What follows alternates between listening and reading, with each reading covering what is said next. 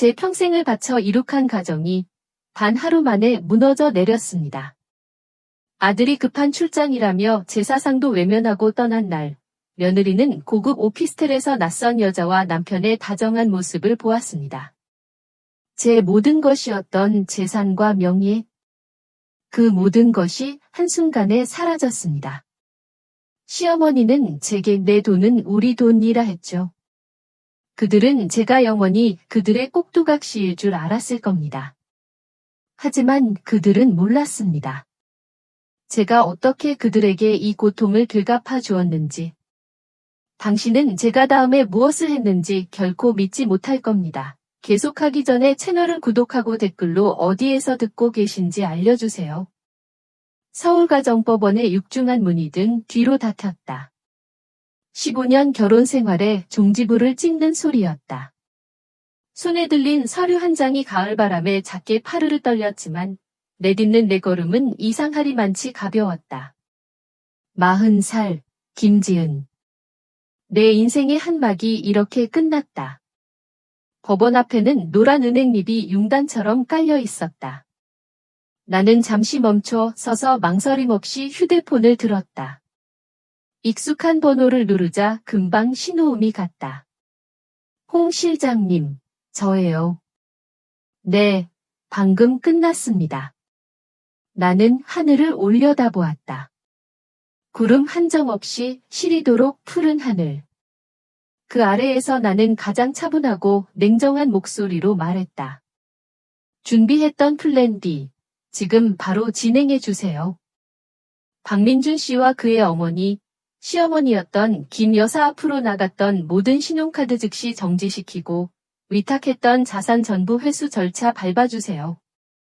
단 하나도 빠짐없이요. 전화를 끊고 눈을 감았다. 지금쯤 평창동의 어느 고급 카페. 콧대 높은 친구들 앞에서 늘 그랬듯 우아하게 차를 마시고 있을 시어머니의 모습이 그려졌다. 그리고 잠시 후 자랑처럼 내밀던 그 검은색 카드가 결제 거절이라는 말과 함께 되돌아왔을 때 새하얗게 질렸을 그 얼굴까지도 15년간 겪었던 나의 굴욕을 아주 조금이나마 돌려줄 수 있는 작은 선물이었다. 모든 것의 시작은 어디였을까?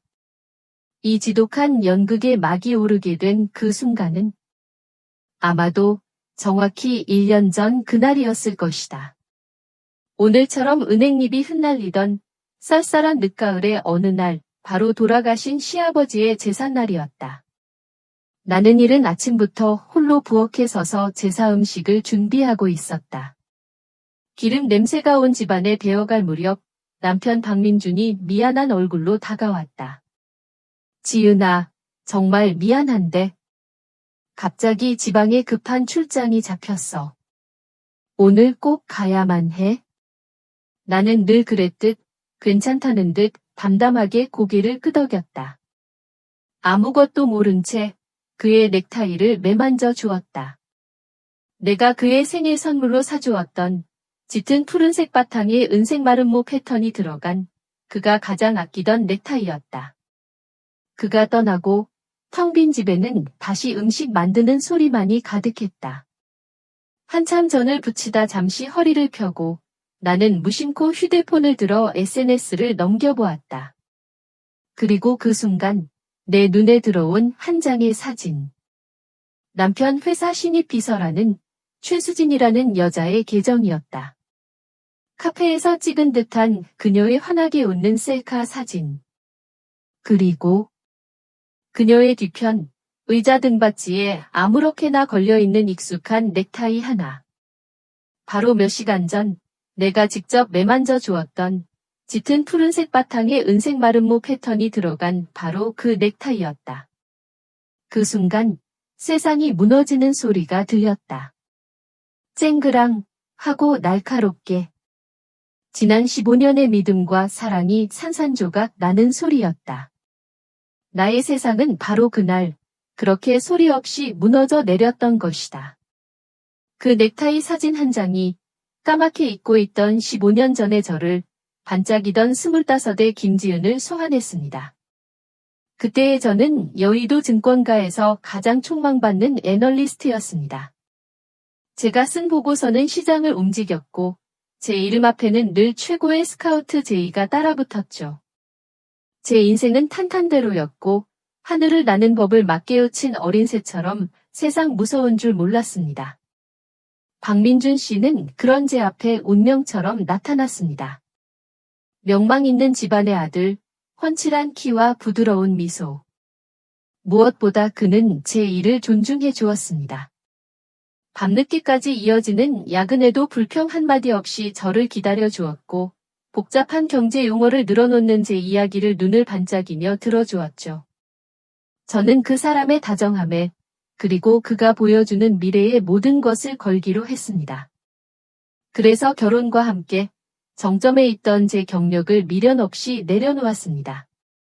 사랑하는 남자의 아내로 그리고 곧 태어날 아이의 엄마로 사는 삶이 그 어떤 커리어보다 값지다고 믿었기 때문입니다.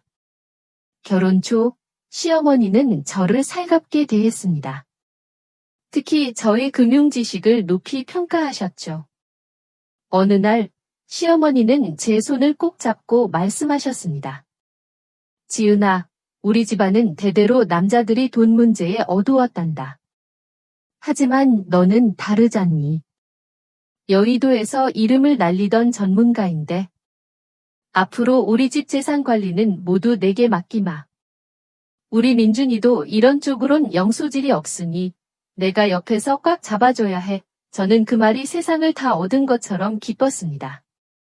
드디어 이 집안의 일원으로 인정받는구나 하는 생각에 가슴이 벅차올랐죠. 시어머니의 신뢰에 보답하고 싶었습니다. 그래서 부모님께서 제게 물려주신 막대한 유산까지 모두 공동 투자라는 명목 아래 시댁의 자산과 합쳐 관리하기 시작했습니다.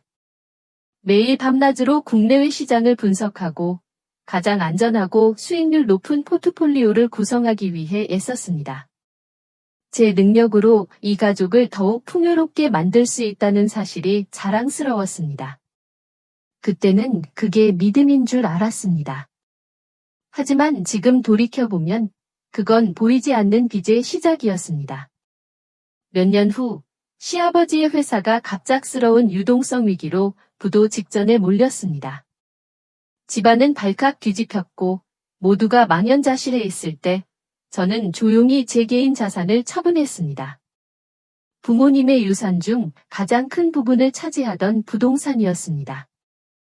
그렇게 마련한 돈으로 아무도 모르게 시아버지의 회사를 살려냈습니다. 하지만 제게 돌아온 것은 따뜻한 감사 인사가 아니었습니다.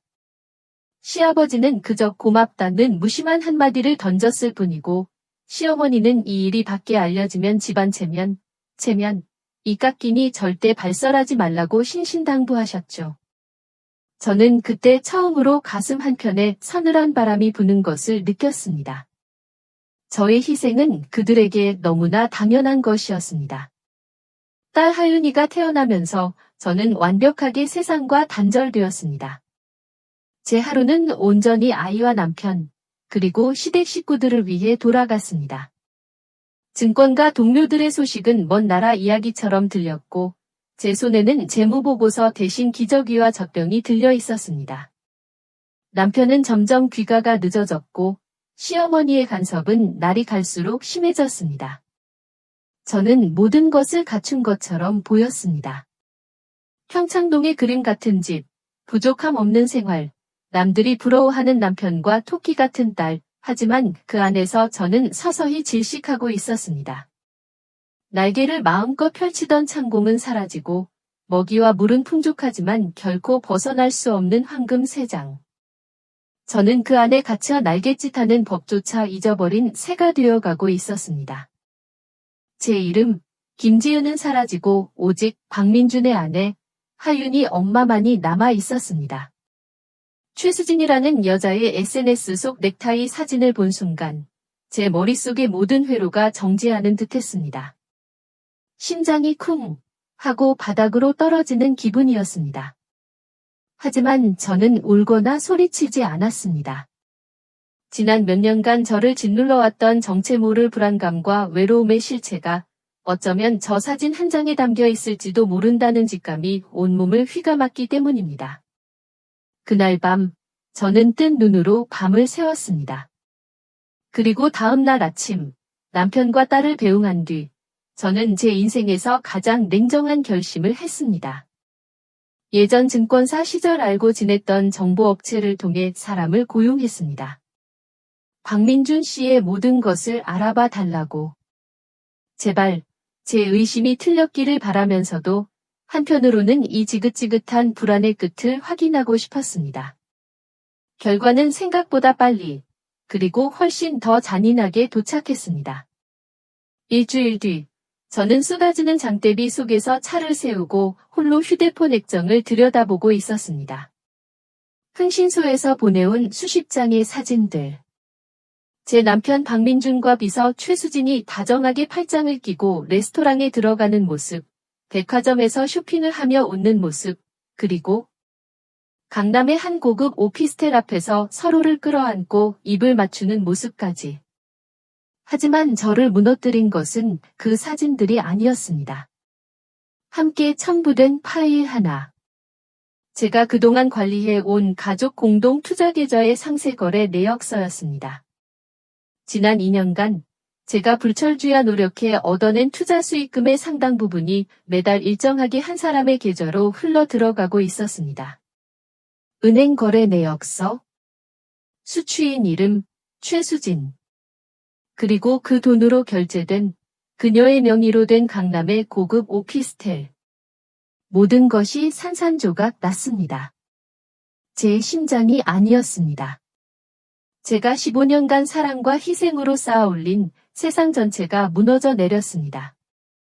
빗소리가 차창을 거세게 두들겼습니다. 그 소리를 들으며 문득 오래전 민준 씨가 했던 말이 떠올랐습니다. 결혼 초 제가 부모님의 유산을 공동 계좌에 합치는 것을 망설이자 그가 제 어깨를 감싸며 말했었죠.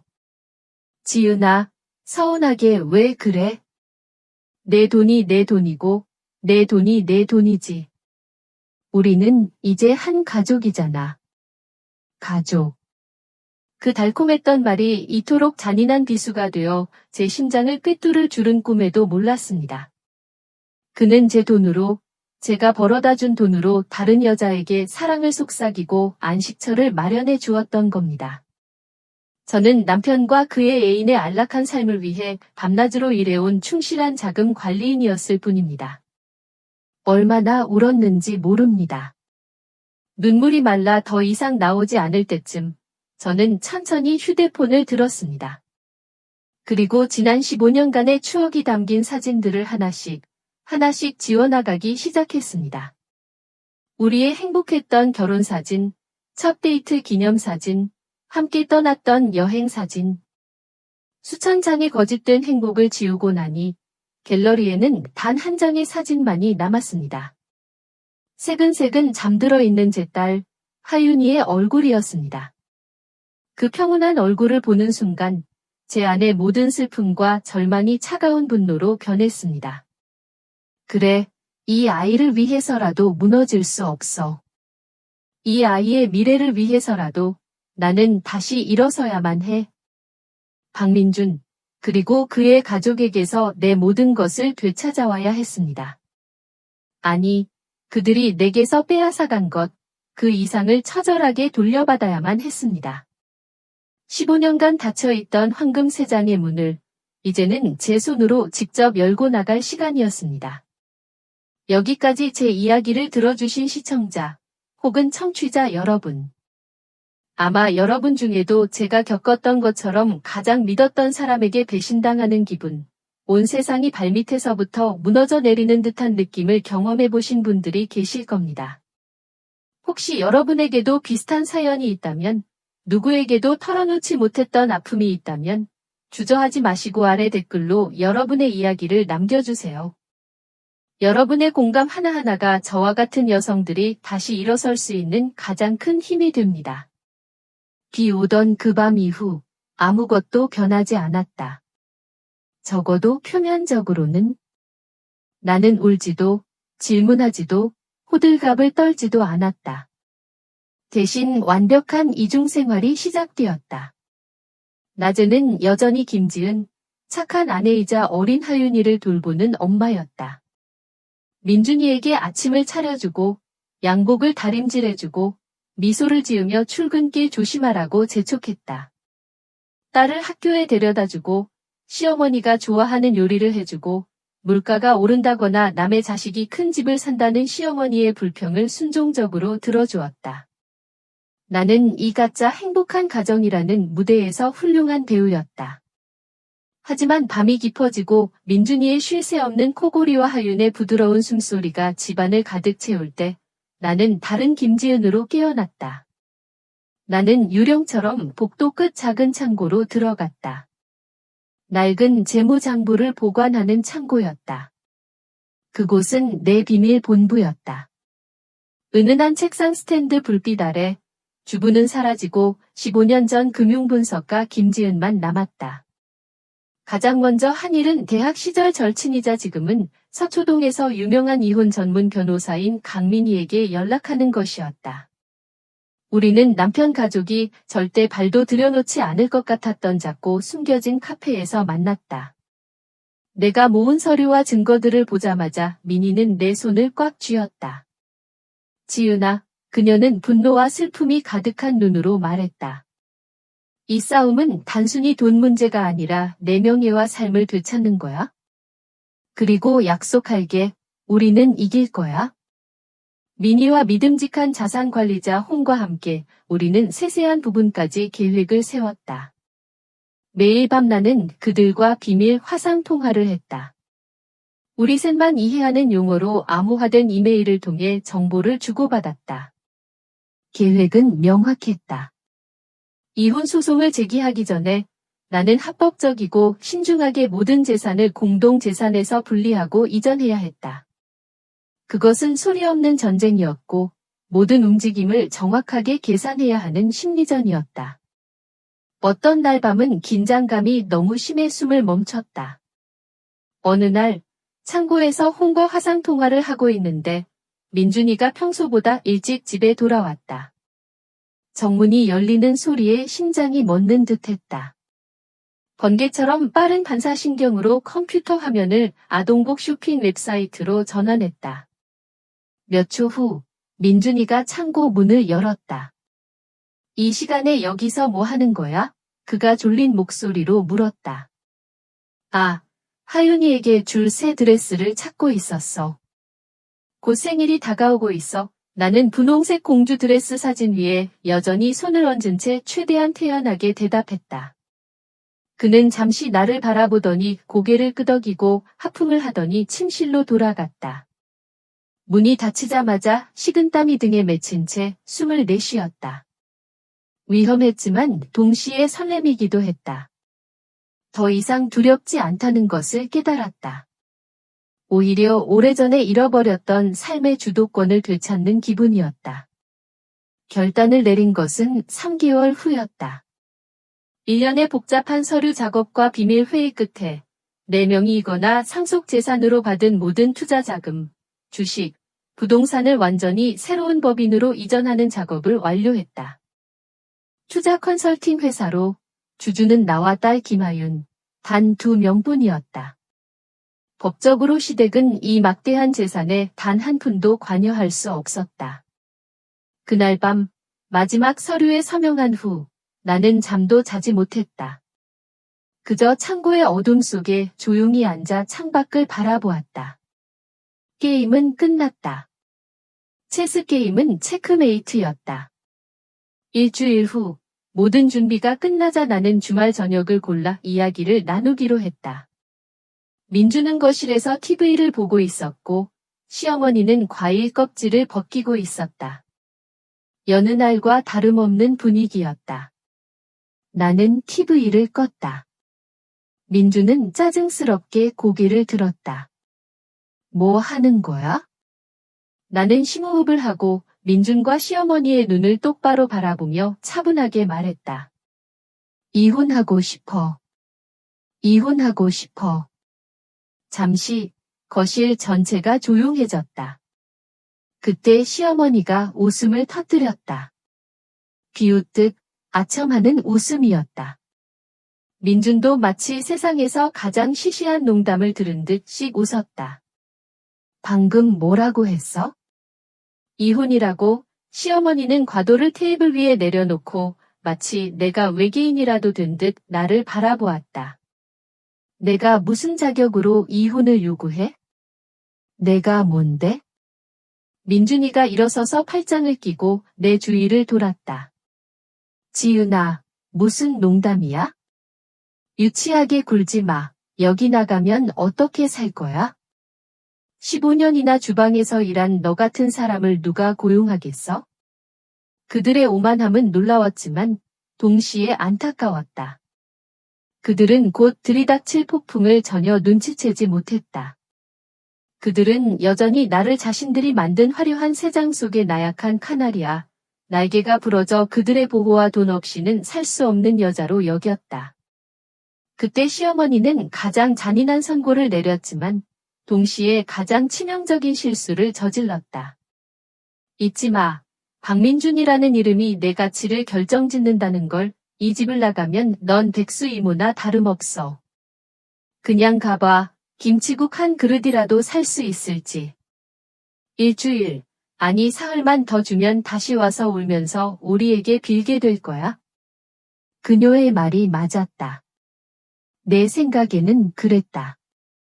하지만 그 여자는 그날 밤 쏟아지는 비 속에서 죽었다. 지금 그들 앞에 서 있는 사람은 완전히 다른 사람이었다. 나는 반박하지도 설명하지도 더 이상 말하지도 않았다. 지금 이 순간 모든 말은 무의미했다. 나는 그저 말없이 테이블로 걸어가 강 변호사와 내가 준비한 이혼 서류를 유리 테이블 위에 올려놓았다. 내 서명도 제자리에 깔끔하게 놓여 있었다. 종이가 유리에 부딪히는 소리는 아주 가벼운 스윗 소리를 냈지만 내 귀에는 천둥처럼 울려 퍼졌다. 내 침묵은 가장 무서운 선전포고였다. 하지만 그들은 바보같이 자기만족에 빠져 그 사실을 깨닫지 못했다. 그들은 그저 나를 불쌍한 눈빛으로 바라보며 내가 쓰러지기를 기다렸다. 나는 돌아서서 내 방으로 돌아가 나와 하윤의 짐을 챙겼다. 연극이 끝나가고 있었다. 며칠 후 우리가 법정에 들어갈 때 김치국 한 그릇 값도 못하는 사람이 누구인지 알게 될 겁니다. 법원의 마지막 망치 소리는 제 15년 결혼 생활의 사망 선고이자 새로운 인생의 출생 신고였습니다. 판사는 제가 상속받은 재산과 그것을 기반으로 제가 직접 운용하여 불려온 모든 자산이 저의 고유 재산임을 명확히 했습니다. 서류상으로 저는 다시 완벽한 타인이 되었습니다. 그리고 법원 문을 나서는 그 순간 제가 홍 실장님에게 걸었던 그 전화 한 통은 무너져가는 제국에 보내는 신호탄이었습니다. 금융지진은 생각보다 훨씬 더 빠르고 강력하게 그들을 덮쳤습니다. 평창동 카페에서 친구들과 우아하게 애프터눈 티를 즐기던 시어머니. 늘 그랬듯 검은색 카드를 내밀었을 때 그녀는 평생 처음 들어보는 말을 듣게 됩니다. 손님, 죄송하지만 이 카드는 사용이 정지되었습니다. 아마 제 시어머니셨던 분은 평생 쇼핑을 하며 단 한 번도 가격표를 본 적 없던 그분은 차갑고 사무적인 은행 직원의 목소리를 처음으로 직접 마주해야 했을 겁니다. 회장님, 부인. 죄송하지만 모든 자동이체가 거부되었습니다. 빌라 관리비가 미납되었습니다. 그와 동시에 제가 담보로 잡혀있던 그들의 대저택에도 은행의 압류 통지서가 날아들었을 겁니다. 그날 오후 제 휴대폰은 불이 나기 시작했습니다. 첫 번째 전화는 박민준 씨였습니다. 그의 목소리는 당황과 분노로 떨리고 있었습니다. 김지은. 당신 지금 무슨 짓을 한 거야? 집으로. 은행에서 연락이 왔어? 이게 다 무슨... 저는 그의 말을 차갑게 끊었습니다. 박민준 씨, 거긴 더 이상 우리 집이 아니에요. 그 집은 처음부터 제 돈으로 산 저와 제 딸 하윤이의 재산입니다. 법적으로도 그렇게 정리됐고요. 뭐, 그게 무슨 말도 안 되는? 자세한 건 당신 변호사한테 물어보세요. 이제 내 돈은 단 1원도 당신을 위해 쓰이지 않을 테니 그렇게 아세요. 전화를 끊자마자 이번엔 시어머니의 전화가 걸려왔습니다. 처음에는 고함과 저주였습니다.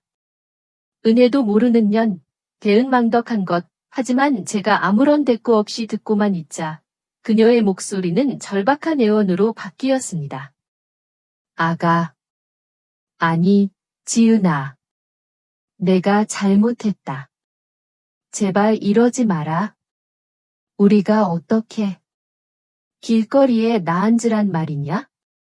저는 아주 잠시 아주 희미한 연민을 느꼈습니다. 하지만 곧바로 15년간 제가 느꼈던 서름과 굴욕이 그 감정을 덮어버렸습니다. 어머님, 저는 지난 15년간 어머님의 위탁을 받아 충실하게 일했습니다. 이제 계약 기간이 끝났을 뿐이에요. 제 노동에 대한 정당한 대가를 찾아가는 것뿐입니다. 그 시간, 명품 매장에서 새로운 신상 덱을 들어보며 환하게 웃고 있던 최수진 씨의 휴대폰에도 짧은 메시지 한 통이 도착했을 겁니다. 발신인은 내 사랑 민준 씨. 수진아, 우리 큰일 났어. 아마 그녀는 손에 들고 있던 수백만 원짜리 가방의 감촉도 잊은 채 그 자리에 얼어붙었을 겁니다. 그녀가 그토록 사랑했던 남자의 재력이 사실은 그의 아내가 밤낮으로 만들어낸 신기루였다는 사실을 깨닫기 시작하면서 말이죠. 그들의 화려했던 성은 그렇게 모래알처럼 힘없이 무너져 내리고 있었습니다. 모든 것을 잃은 그들이 꺼내든 마지막 카드는 제가 상상했던 것보다 훨씬 더 잔인하고 기이했습니다. 바로 제 목숨과도 같은 딸, 하윤이의 양육권이었습니다.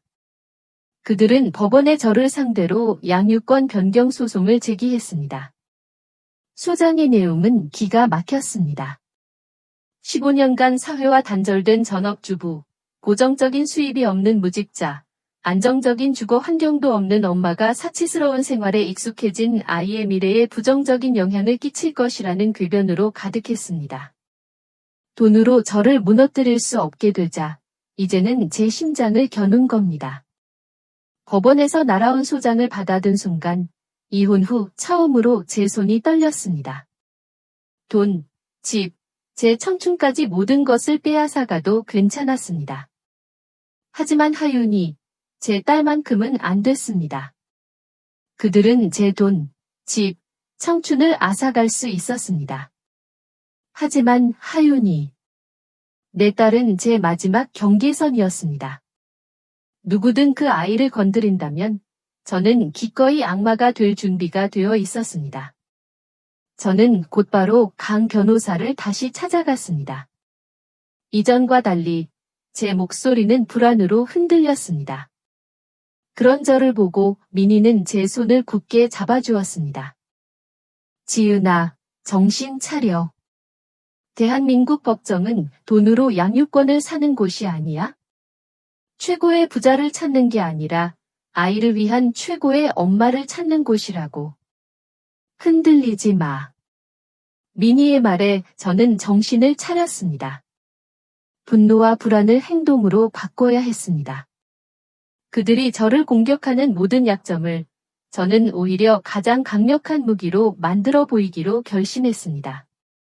가장 먼저 저는 자산의 일부를 처분해 하윤이의 학교와 가장 가까운 곳에 아담하지만 따뜻한 아파트를 구입했습니다.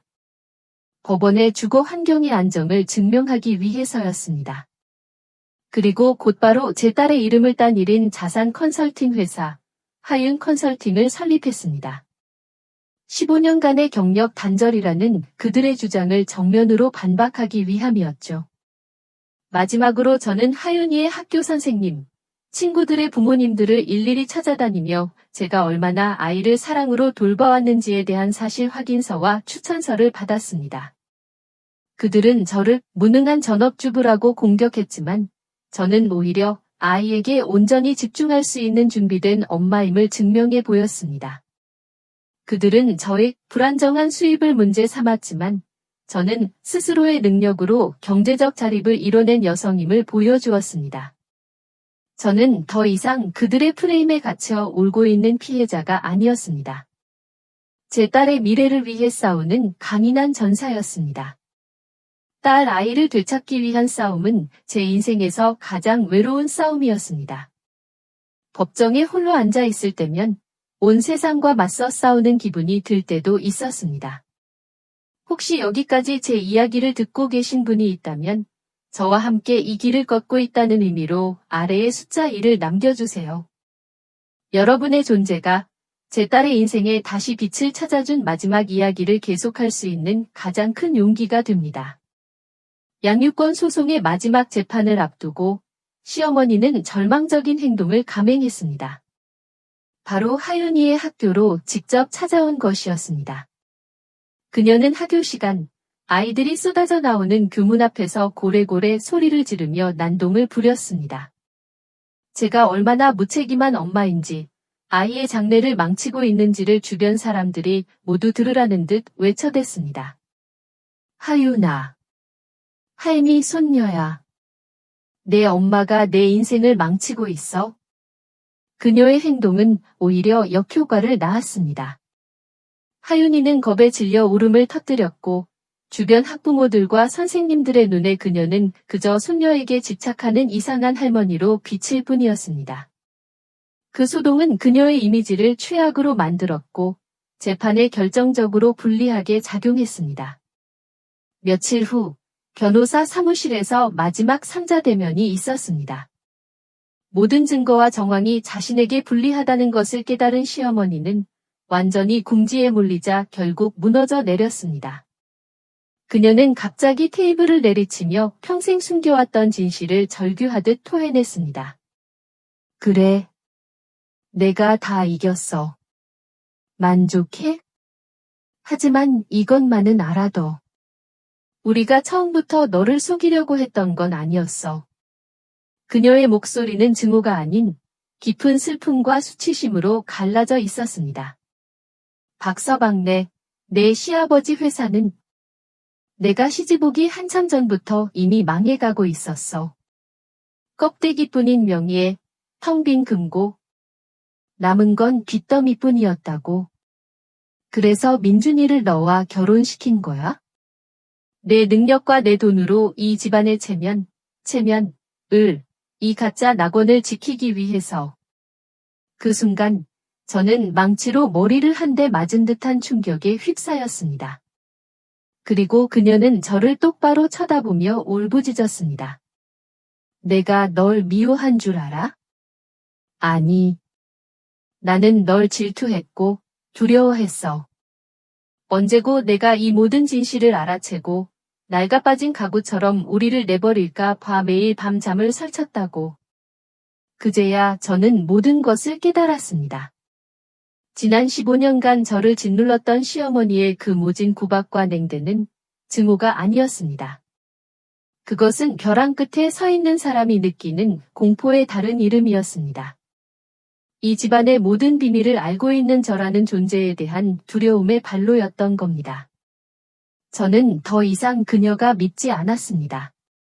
오히려 평생을 명예라는 거짓된 가면 뒤에 숨어 진짜 자신을 잃어버린 채 살아온 한 늙은 여인에 대한 서글픈 연민이 느껴졌습니다.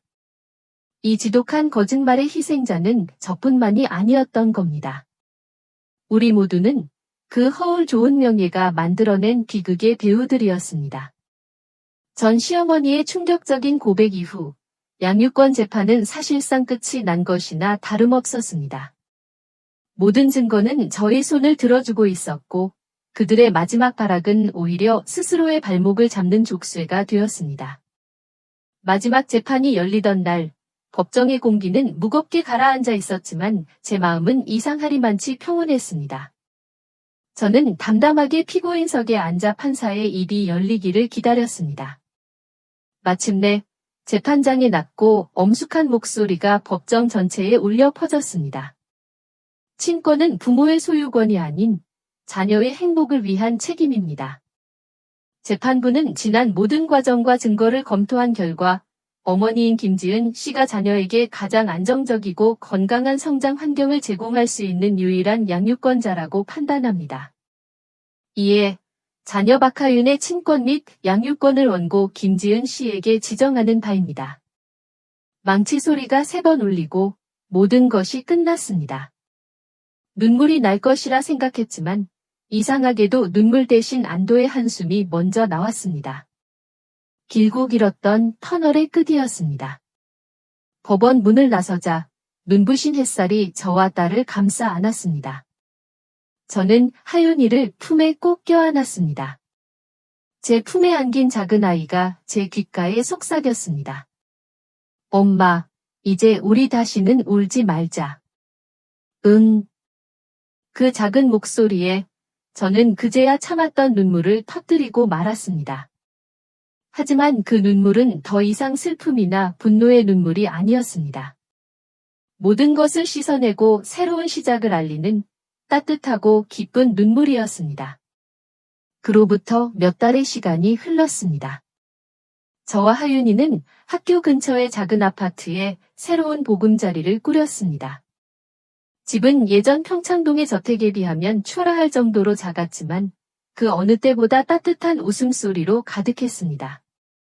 저는 하윤 컨설팅이라는 이름의 작은 회사를 운영하며 바쁜 하루를 보냈고 하윤이는 새로운 환경에 완벽하게 적응해 밝고 씩씩한 아이로 자라주었습니다.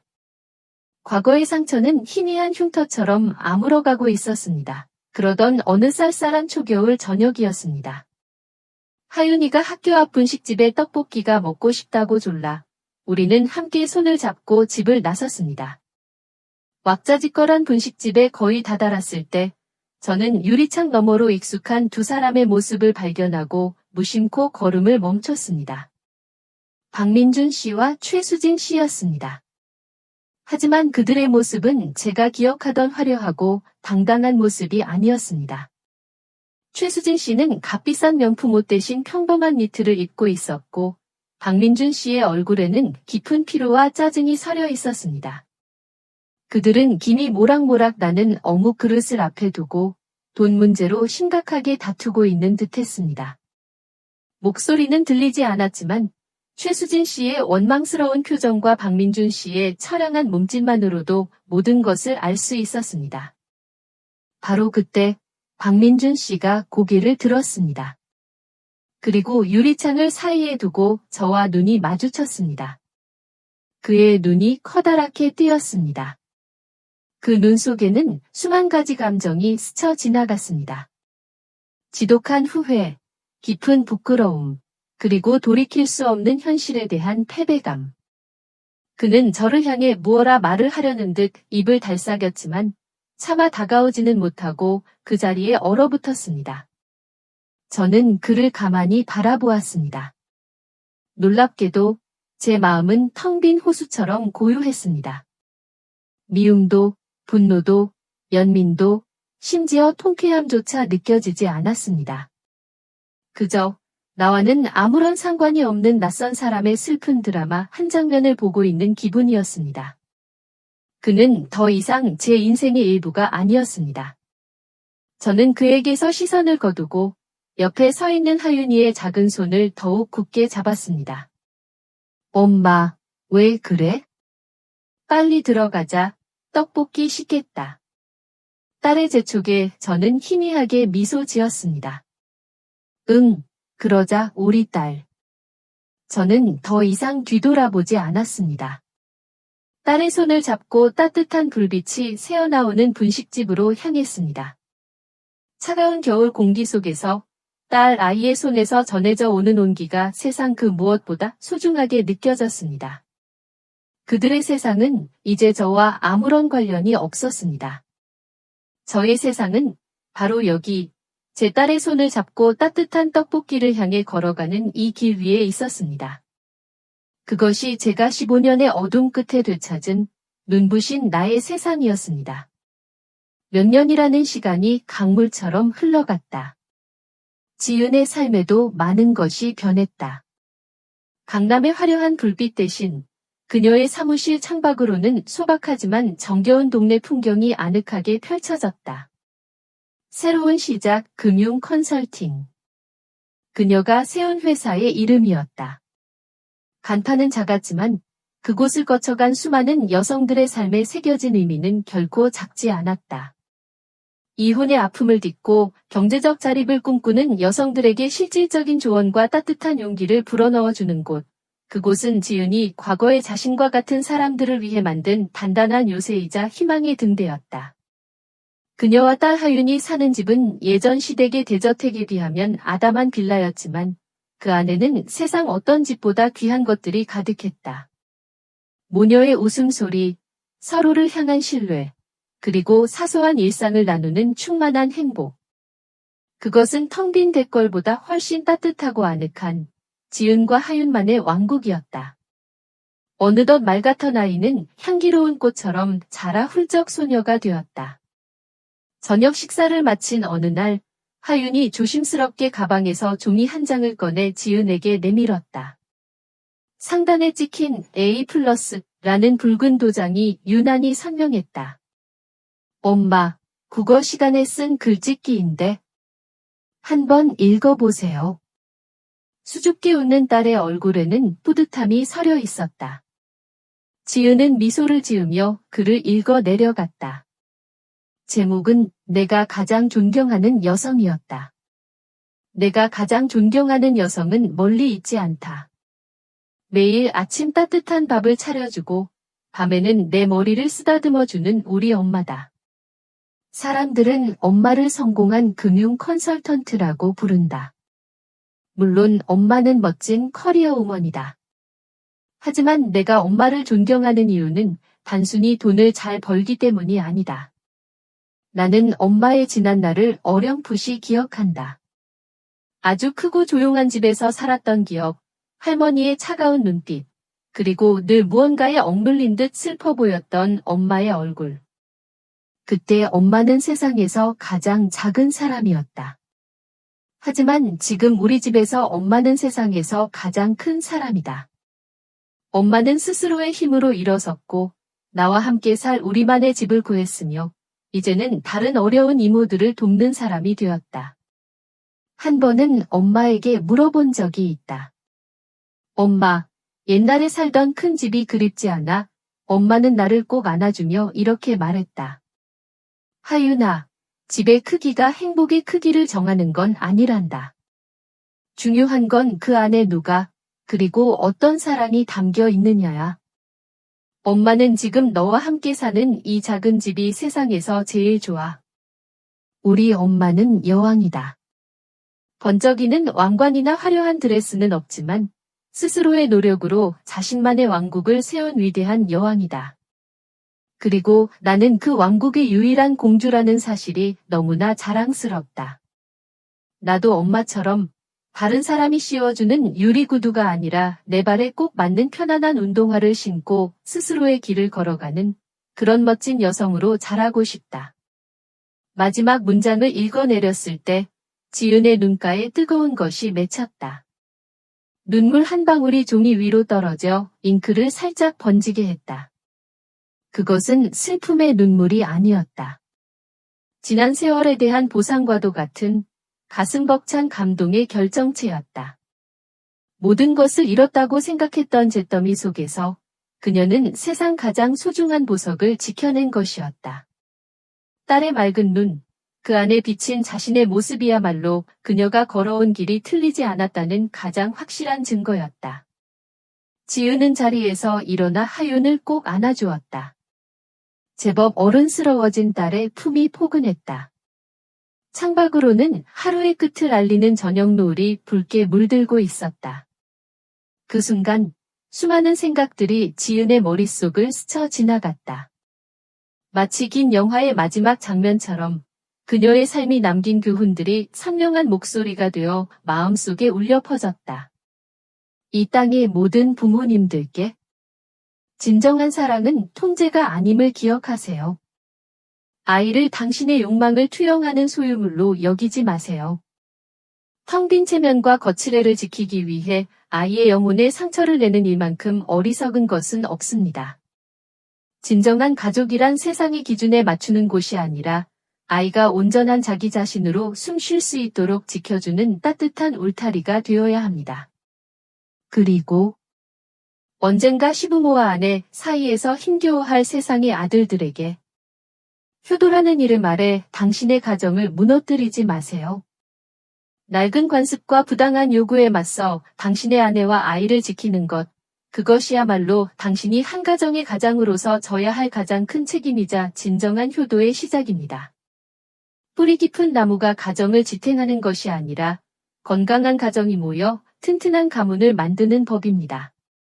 마지막으로 타인의 인정 속에서 길을 잃고 방황하는 우리 모두에게 다른 사람이 매긴 당신의 가치에 연연하지 마세요. 행복은 남들이 씌워주는 왕관이 아닙니다.